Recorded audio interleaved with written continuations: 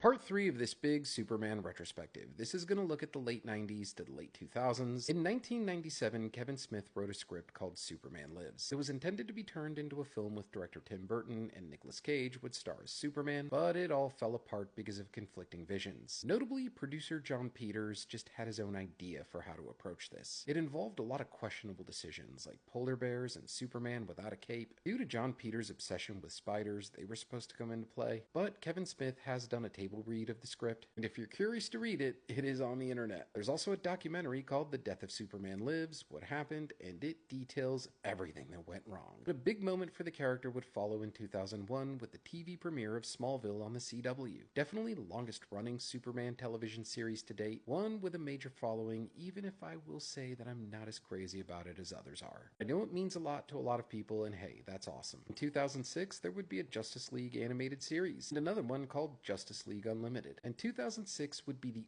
only time in the 2000s that Superman would actually make it to the big screen. Brandon Routh would don the cape, and I think he's a decent Superman for the most part, but the film around him is definitely riddled with flaws. The big problem is that a lot of this movie feels stretched out. There are scenes that feel like filler, it runs quite a bit slow. It feels like the first cut of the film is the one they decided to release into theaters. You can also tell this came out at a time in the mid-2000s where CGI dominant movies were still in a bit of an experimental phase. If you go back to this, you might notice some pretty shaky green screen. It's definitely trying to find a balance between the Christopher Reeve era, and it would kind of foreshadow what Zack Snyder would do by taking this character to more of a dark place. I would say the best content with Superman in the new millennium is all the animated movies we've been getting since 2007. There's a lot to go through. I'm not going to list them individually. Majority of them, if not all of them, are available on HBO Max, and I would recommend just marathoning them. And there would be an attempt at a Justice League movie in 2009 with Justice League Mortal, which was intended to be directed by George Miller, but it never got off the ground.